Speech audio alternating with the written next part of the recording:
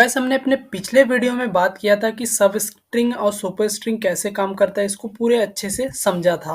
उसके बाद अब आगे की चीज़ों को समझते हैं, हम अपने नोट्स की तरफ चलेंगे और पूरी चीज़ों को अच्छे से समझेंगे। इसके बाद हमारा एक और टैग आता है जिसे कहते हैं pre tag. Pre tag basically किस लिए होता है, इसका एक शॉर्ट डिस्क्रिप्शन यहाँ पे दिया गया है। HTML always ignore extra space, यानी HTML क्या करता है कि ऑलवेज इग्नोर करता है एक्स्ट्रा स्पेस। यानी आपने कोई स्पेस दिया नहीं, आप क्या करें कि कुछ टैग्स लिख रहे हैं लेकिन उसके बीच में क्या किया आपने, बहुत सारा स्पेस दे दिया। तो HTML क्या करेगा, उन स्पेस को इग्नोर करेगा। अब इसको एक प्रैक्टिकली वे में समझते हैं। अब जैसे कि मान लिया मैंने यहाँ पे एक पी टैग लिया और पी टैग के अंदर मैं कुछ कंटेंट लिखता हूँ। जैसे मैंने 10 वर्ड्स ले लिया। अब ये लॉरेम 10 लिखने से क्या होता है कि हमें रैंडम 10 वर्ड्स मिल जाते हैं। ये VS कोड का फीचर है। मैं इसके बारे में काफ़ी बार पहले भी बता चुका हूँ। अगर आप नए हैं तो प्लीज़ चैनल को सब्सक्राइब करें ताकि आप इन VS कोड के और कोडिंग से रिलेटेड कोई भी चीज़ें, अगर आपके मन में कोई डाउट है तो उस डाउट को क्लियर कर पाए। इसलिए आप प्लीज़ चैनल को सब्सक्राइब ज़रूर कर लें और आप कमेंट में जो भी आपका डाउट हो वो आप ज़रूर पुट करें। तो यहाँ पे जो प्री टैग है, HTML क्या करता है, ऑलवेज इग्नोर करता है एक्स्ट्रा स्पेस को। अब जैसे कि मान लिया मैं यहाँ पे बहुत सारा स्पेस लिख रहा हूँ, यहाँ पे जैसे कि बहुत सारा स्पेस दे दिया। अब मुझे जब ये टैक्स दिखाई देगा तो इतना स्पेस के साथ दिखाई देना चाहिए, लेकिन नहीं दिखता है ऐसा। जब मैं इसको रन करूँगा तो यहाँ पे देखने एक लाइन आएगी, लेकिन वो लाइन एक्स्ट्रा स्पेस नहीं दिखाता है। ये देखो, यहाँ पे एक्स्ट्रा स्पेस नहीं है। क्यों नहीं है? क्योंकि HTML क्या करता है कि एक्स्ट्रा स्पेस को इग्नोर करता है। वो कहता है कि आप जितना चाहे एक्स्ट्रा स्पेस लिखो, लेकिन मैं तो उसे नहीं मानूंगा, मैं तो उसे इग्नोर करूंगा। मैं सिर्फ उतने ही स्पेस को लूंगा जितना मुझे अच्छा लगता है दिखने में, जितना लिखने में आपको अच्छा लगेगा, मैं तो सिर्फ उतना ही लूंगा। ये बड़ी अच्छी बात कही है। आप जितना चाहे अपनी तरफ से स्पेस दो, मैं लूंगा ही नहीं। लेकिन अगर आप चाहते हैं कि HTML के इस एक्स्ट्रा स्पेस को वो इग्नोर ना करे, यानी आप चाहते हैं कि आप एक फॉर्म बनाएं। जैसे कि हम कहीं पे भी अगर जाते हैं तो हमें कुछ फॉर्म फिल करना पड़ता है। तो क्या होता है कि नेम लिखा होता है, नेम के सामने थोड़ा स्पेस होता है, कहते हैं कि यहाँ पे अपना नाम लिखना है। तो इस तरीके का अगर कोई फॉर्म बनाना चाहते हैं तो उसमें आपको ये चीज़ें यूज़ करनी पड़ेगी। तो उसके लिए हम क्या करते हैं कि अगर हमें वही एक्स्ट्रा स्पेस चाहिए तो हम सिंपली उस टैग्स को प्री टैग के अंदर डाल देते हैं। अब इसको एग्जाम्पल के साथ समझते हैं। अब जैसे कि मुझे इतना सारा स्पेस चाहिए था, तो इसको रखने के लिए हम क्या करेंगे, यहाँ पे सिंपली प्री टैग के अंदर इसे डाल देंगे। ये प्री लिखा, अब इधर भी प्री लिखेंगे, यहाँ पर भी हम इसे क्या करेंगे, प्री लिख देंगे। अब इसको जैसे मैं इसको रन करूंगा तो मुझे देखना यहाँ पे एक्स्ट्रा स्पेस, ये देखो एक्स्ट्रा स्पेस दिखाई दे रहा है। बेसिकली प्री टैग क्या करता है कि हमारे जो हमारा कोड लिखा है, जो भी हमारा टेक्स्ट लिखा है, वो जिस फॉर्मेट में लिखा है हमें उसी फॉर्मेट में दिखाने की कोशिश करता है। अब जैसे कि इसको आप एक और भी अच्छे से समझ सकते हैं। मान लिया आप एक पोएम लिख रहे हो, तो आपने नोटिस किया होगा कि पोएम में पहला लाइन, फिर छोटा सा और एक लाइन, फिर अगर कोई बड़ी लाइन है तो बड़ा लाइन। तो इस तरीके से वो छोटे बड़े इधर उधर, मतलब पहले यहाँ पे स्ट्रक्चर वे में दिखाता है। तो उस तरीके का अगर आप कोई टैग्स लिखना चाहते हैं तो सिंपली आप प्री टैग का यूज़ कर सकते हैं। तो उम्मीद करता हूँ कि आप प्री टैग के बारे में अच्छे से समझ पाए होंगे। अगर कोई भी डाउट रहता है तो प्लीज़ प्लीज़ प्लीज़ कमेंट में ज़रूर बताएं। तो उसके बाद अब हमारे अगले जो टैग टैग है उसके बारे में बात करते हैं। यहाँ पर हमारा अगला टैग क्या होने वाला है। अब इसके बाद हमारा यहाँ पे एक प्रैक्टिस सेट आता है। फ्रेंड्स, इस प्रैक्टिस सेट को आप ज़रूर सॉल्व कीजिएगा। ये प्रैक्टिस सेट क्या कर रहा है, क्योंकि आप जो भी काम करते हैं अगर उसका आप प्रैक्टिस कर लेते हैं तो वो चीज़ों को आप अच्छे से समझ पाते हैं। जैसे अगर आप कोई सब्जेक्ट पढ़ रहे हैं, पढ़ने के बाद आपने नोटिस किया होगा, नोटिस किया क्या होता ही है, हर चैप्टर हर लेसन के बाद में आपको कुछ क्वेश्चन सॉल्व करने होते हैं। आप बचपन से पढ़ते हुए आ रहे हैं तो आपके हर जो भी चैप्टर, जो भी सब्जेक्ट आप पढ़ रहे हैं, तो उस चैप्टर खत्म होने के बाद आपको कुछ क्वेश्चन होते हैं, उस क्वेश्चन को सॉल्व करना चाहिए। ठीक उसी तरीके से हमारे यहाँ पे चैप्टर वाइज चैप्टर चल रहा है। ये फ्रेंड्स मैंने अपने कॉलेज टाइम में नोट्स बनाया था, उसी नोट्स को आपको प्रोवाइड करा रहा हूँ।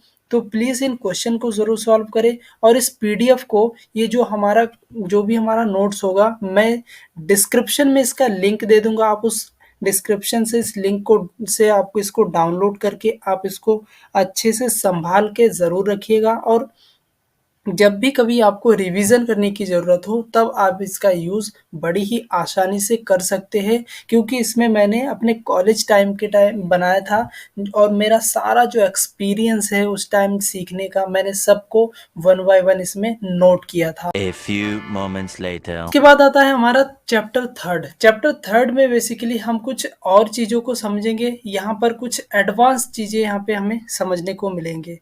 तो आइए अब चैप्टर थर्ड के बारे में पूरा डिटेल में डिस्कशन करते हैं। इसमें सबसे पहला क्या कह रहा है, यानी इसका मतलब ये क्या कह रहा है कि हम जब भी टैग को यूज़ करें उसको ना बहुत ही ध्यान से यूज़ करें।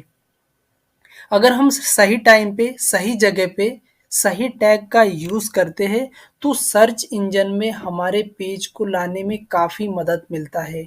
जो हमारा H1 टैग होता है, H2 पैराग्राफ, जो भी टैग्स होते हैं, इसको ना एसईओ पॉइंट ऑफ व्यू से भी बहुत ही अच्छे से नोट किया जाता है, क्योंकि ये टैग हमारे एसईओ के लिए बहुत ही ज़्यादा महत्वपूर्ण होता है, जो बहुत ही ज़्यादा इम्पोर्टेंट होता है। अब मेनली हमने इसके बारे में पहले भी बता चुके हैं, बहुत सारी वीडियोस है हमारे इसमें, कि हमारे वेबसाइट में बेसिकली क्या-क्या चीज़ें होती है। हमारे वेबसाइट में बेसिकली 3 पार्ट होते हैं। एक होता है हेडर, एक होता है मेन, और तीसरा और लास्ट में होता है फुटर। हेडर हमारा क्या होता है?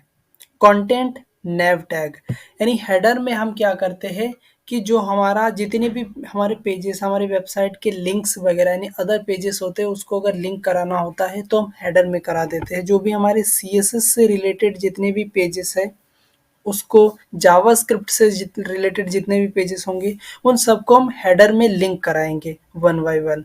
और फुटर में भी हम जावास्क्रिप्ट के पेज को लिंक कराते हैं। हेडर में सीएसएस के और फुटर में जावास्क्रिप्ट के पेज को लिंक कराते हैं। और मेन जो हमारा पार्ट होता है, इसके अंदर हम बेसिकली हम जो भी हमारा कंटेंट होता है वो लिखते हैं। बेसिकली ये बॉडी टैग के अंदर आता है, जो हमारा मेन आता है ये बॉडी टैग के अंदर आ जाता है। अब इसमें क्या कह रहा है कि वेबसाइट का लेआउट कुछ इस तरीके से होता है। अब इसके आगे कुछ और चीज़ें हैं जिसको हम, जो कि मतलब इम्पोर्टेंट है टैग्स, उसको हम पढ़ते हैं। इसमें कह रहा है कि इनसाइड द मेन टैग के अंदर we insert the following tag. Main tag के अंदर हम इन फॉलोइंग टैग को इंसर्ट कर सकते हैं। मेन टैग हमारा क्या करता है? जो भी हमारा पेज होता है बॉडी के अंदर, जो मेन पार्ट होता है, बेसिकली वो उसके अंदर हम मेन टैग को लिखते हैं। मेन ओपनिंग टैग, यानी मेन टैग हमारा इस तरीके से ओपन होता है, जैसे हमारा बॉडी टैग ओपन हो रहा था उसी तरीके से यहाँ पे मेन टैग ओपन हो रहा है। उसके बाद हमारा सेक्शन आता है। ये सेक्शन क्या कहता है? सेक्शन टैग क्या काम करता है? अब पेज सेक्शन, यानी किसी भी पेज का जो सेक्शन होगा, यानी हम क्या करते हैं जब भी कोई पेज बनाते हैं तो उसको अलग अलग भागों में डिवाइड करते हैं कि इस वाले पार्ट को यहाँ पर रखना है, फिर एक अगला पार्ट स्टार्ट होगा। तो किसी भी पार्ट को स्टार्ट करने के लिए हमें सबसे पहले सेक्शन से स्टार्ट करना चाहिए, ताकि हम जब बाद में आके देखें तो हमें भी उसको अच्छे से समझ पे आ जाए कि हाँ, हमने यहाँ पे ये सेक्शन स्टार्ट किया था, इसको यहाँ पे क्लोज किया, अब नया कुछ नया कंटेंट आया है, कोई नई डिज़ाइन आई है उसी पेज में, तो हमें उसको एक नए सेक्शन के साथ स्टार्ट करना चाहिए। इसीलिए बेसिकली हम सेक्शन का यूज़ करते हैं। और सेक्शन के अंदर बहुत सारे डिव वगैरह आ जाती है। अब डिव के क्या होता है इसके बारे में हम आगे समझेंगे। उसके बाद आता है हमारा आर्टिकल। ये क्या कहता है? Self content comment. ये बेसिकली हमारा कमेंट होता है। फिर असाइड, ये सारी चीज़ें बहुत ज़्यादा तो यूज़ नहीं होती है, लेकिन यूज़फुल है। कभी कभी इसका यूज़ हमें करना पड़ता है। ठीक उसी तरीके से उसके बाद हम अपने मेन टैग को भी क्लोज कर देते हैं। अब यहाँ पे कुछ आगे और चीज़ें कह रही है कि create a page like this is not necessary but it creates a readable and structured layout. कह रहा है कि ये जो चीज़ें हम दिखा रहे हैं, ये जो सारी चीज़ें बताए गए हैं, ये इम्पोर्टेंट नहीं है, लेकिन हम जब पेज को बनाते हैं तो बनाने के बाद इन सारी चीज़ों को अगर हम रख देते हैं तो हमारा जो पेज है उसको क्रिएट करने के बाद वो रीडेबिलिटी, उसकी रीडेबिलिटी बढ़ जाती है। यानी कोई अनजान अगर प्रोग्रामर आता है, डिज़ाइनर आता है तो उसे भी अच्छे से समझ में आता है, वो ईज़िली और अच्छे से जल्दी तरीके से समझ सकता है और उसका स्ट्रक्चर भी, उसका लेआउट भी अच्छे से बना रहता है। Also they are useful for SEO, और एसईओ के पॉइंट ऑफ व्यू से भी ये बहुत ही ज़्यादा यूज़फुल होता है।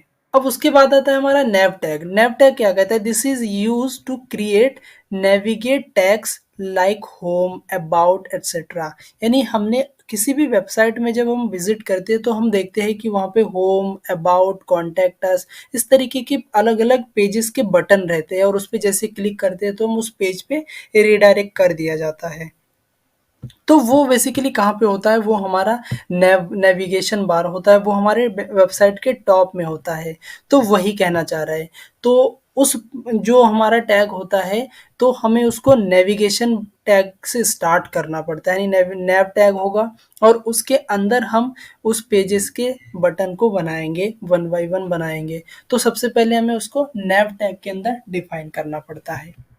तो इसके लिए सबसे पहले हम क्या करते हैं कि यहाँ पर अपने कोड एडिटर में यहाँ पे आते हैं और सबसे टॉप पे करते हैं ये काम, यहाँ पर नैव, और इस पे क्लिक किया, नैव, यहाँ पे नैव लिख के,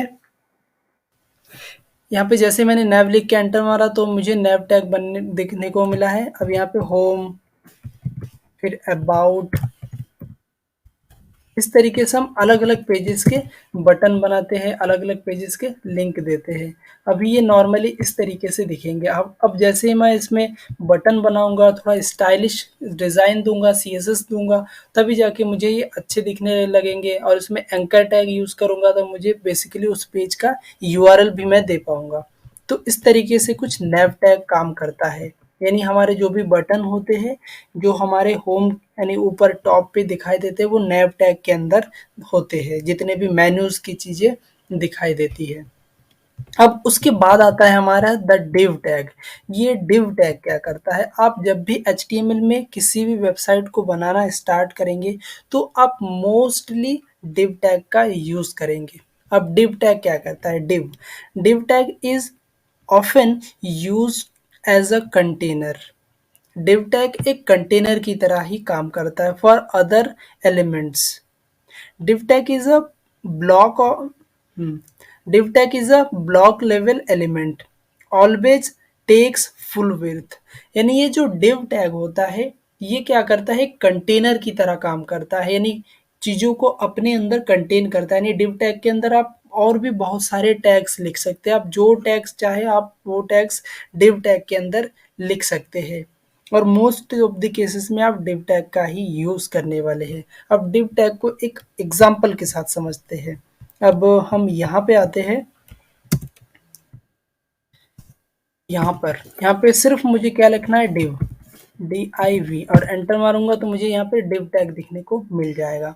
अब इसके अंदर मैं जैसे ही कुछ लिखता हूँ, लॉरेम, ये भी नॉर्मली उसी तरीके से ही काम करेगा जैसे आप दूसरे चीज़ों पे काम देख रहे हैं, ठीक उसी तरीके से div टैग भी काम करेगा। लेकिन आप इसमें जब क्लास देंगे तब जाके आपको पता चलेगा कि div टैग की इम्पोर्टेंस कितनी ज़्यादा है।